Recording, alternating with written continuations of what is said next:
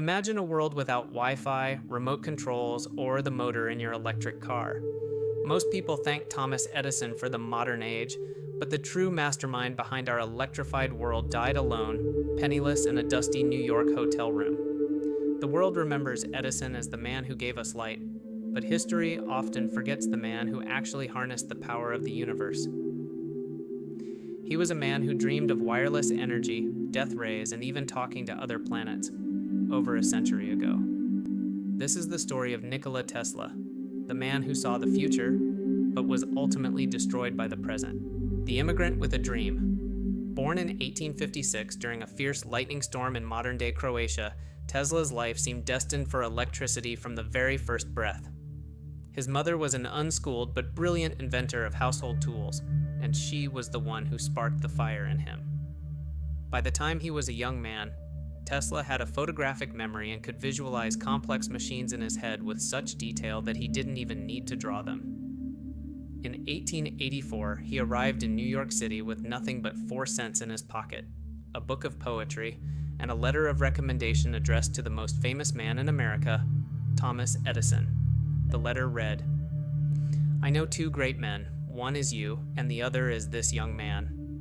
Edison hired him immediately, but the 2 men were like oil and water. Edison was a businessman who believed in trial and error. Tesla was a visionary who believed in mathematical perfection. The war of currents. The rift between them grew over a fundamental disagreement. How should electricity travel? Edison's empire was built on direct current, or DC. It was safe, but weak. It could only travel about a mile before the power faded. Tesla proposed alternating current, or AC, which could travel hundreds of miles. When Edison promised Tesla $50,000, millions in today's money, to improve his DC motors and then laughed it off as a joke when Tesla succeeded, Tesla quit on the spot. He ended up digging ditches for $2 a day just to survive. But soon he found an investor in George Westinghouse, and the war of currents began. To destroy Tesla's reputation, Edison started a horrific smear campaign. He publicly electrocuted animals using AC to prove it was a silent killer. He even secretly funded the invention of the electric chair using AC to link Tesla's name with death. But Tesla had the ultimate countermove. At the 1893 Chicago World's Fair, Tesla stood on a stage and allowed 200,000 volts of electricity to pass through his own body to light a bulb in his hand.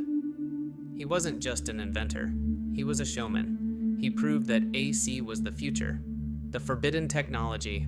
Tesla's dreams didn't stop at light bulbs. He wanted to give the entire world free wireless energy. He built the massive Wardenclyffe Tower in Long Island, believing he could pull energy from the Earth's atmosphere and broadcast it across the globe.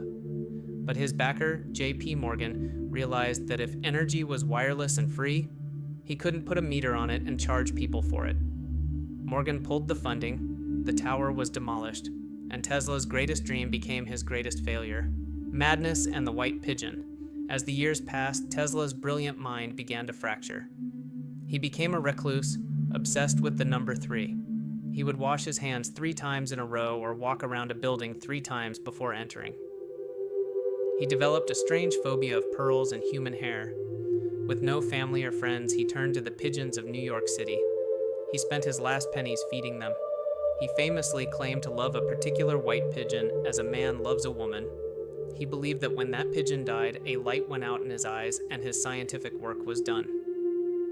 In January 1943, at the age of 86, Tesla passed away alone in room 3327 of the New Yorker Hotel. Immediately after his death, the FBI seized his trunks filled with blueprints and notes on death rays and secret weapons. Today, Tesla's name is a global brand. We drive cars named after him and use technology he predicted 100 years ago. He didn't care for wealth or fame. He once said, "The present is theirs. The future, for which I really worked, is mine." And he was right. The next time you use your phone or look at a neon sign, remember the man who saw a world that didn't exist yet. If you enjoyed this deep dive into history's greatest minds, hit the like button and subscribe to The Genius Blueprint. Who should we cover next? Einstein, Marie Curie, or The Secrets of Da Vinci? Let us know in the comments. Thanks for watching.